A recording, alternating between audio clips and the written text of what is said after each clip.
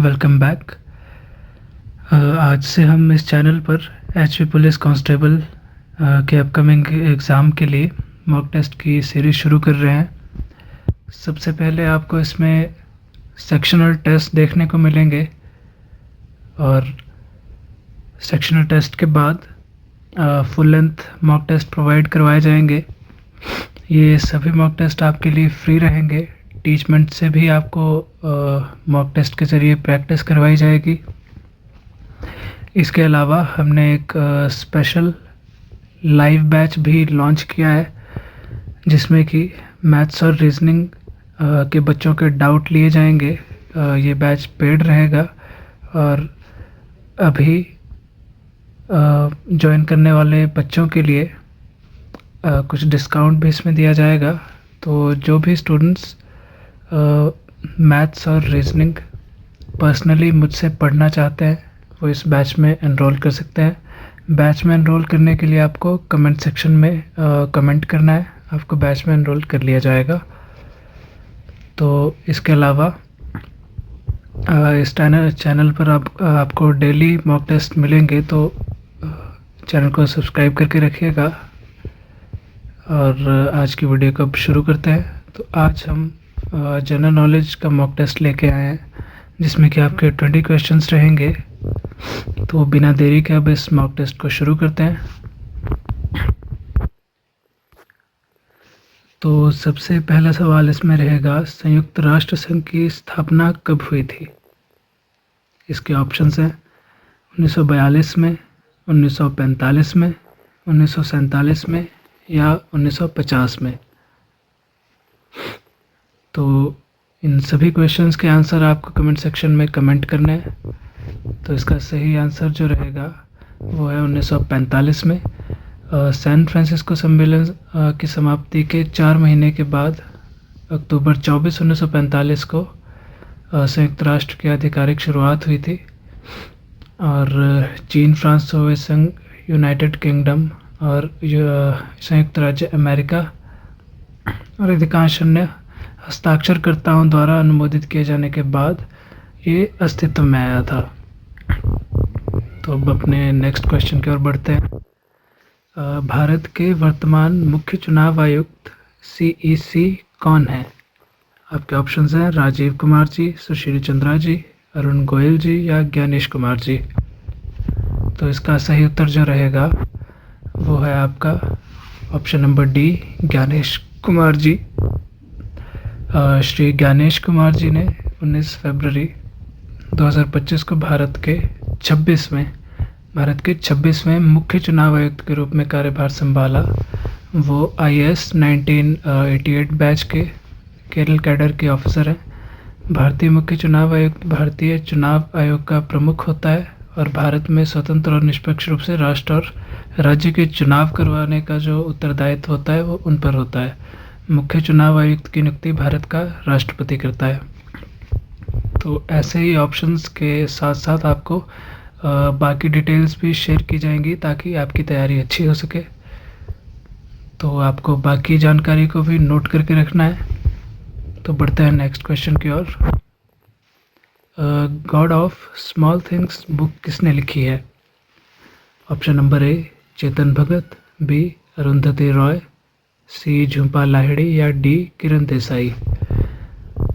So the correct answer would be Arundhati Roy. Arundhati Roy इस question का सही आंसर है। अगला क्वेश्चन है, हिमाचल प्रदेश की पहली महिला राज्यपाल कौन थी? आपके ऑप्शंस हैं प्रतिभा सिंह, उर्मिला सिंह, विद्या स्टॉक्स या सरला ग्रेवाल। तो जो करेक्ट आंसर रहेगा इसके लिए वो है उर्मिला सिंह जी। अगले क्वेश्चन की ओर बढ़ते हैं। नोबेल पुरस्कार किस देश में प्रदान किया जाता है? आपके ऑप्शंस हैं अमेरिका, स्वीडन, फ्रांस या इंग्लैंड। तो इसका सही उत्तर होगा स्वीडन में। नोबेल पुरस्कार स्वीडन और नॉर्वे में भी प्रदान किया जाता है, पर जो नॉर्वे में पुरस्कार दिया जाता है वो शांति पुरस्कार होता है और बाकी सभी तरह के पुरस्कार जो होते हैं वो स्वीडन के स्टॉकहोम में दिए जाते हैं। तो ये डिटेल्स भी आपको याद रखनी है। अगले क्वेश्चन की ओर बढ़ते हैं। ब्रह्मोस मिसाइल का विकास भारत ने किस देश के साथ मिलकर किया है? ऑप्शंस हैं अमेरिका, रूस, फ्रांस या इजराइल। तो इसका सही उत्तर होगा रूस। ब्रह्मोस एक सुपरसोनिक क्रूज मिसाइल है जिसकी गति लगभग 2800 से 3000 किलोमीटर प्रति घंटा है। इसे भारत और रूस के सहयोग द्वारा विकसित किया गया था। भारत और रूस ने मिलकर इसे विकसित किया था। तो अगला क्वेश्चन रहेगा आपका, नीति आयोग के वर्तमान उपाध्यक्ष कौन है? वाइस प्रेसिडेंट नीति आयोग के इस समय कौन है?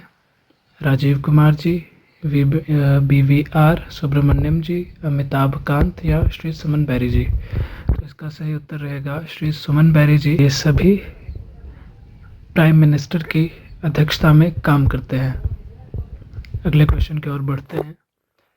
हिमाचल प्रदेश उच्च न्यायालय के मुख्य न्यायाधीश कौन बने हैं? तो इसका सही उत्तर होगा श्री GS संधावालिया जी हिमाचल के नए मुख्य न्यायाधीश बने हैं। अगर अगले क्वेश्चन की ओर बढ़ें तो गिरी नदी हिमाचल प्रदेश के किस ज़िले में बहती है? आपके ऑप्शंस हैं कांगड़ा, सिरमौर, शिमला या मंडी में। तो इसका सही उत्तर होगा सिरमौर ज़िले में। वन रैंक वन पेंशन योजना किससे संबंधित है?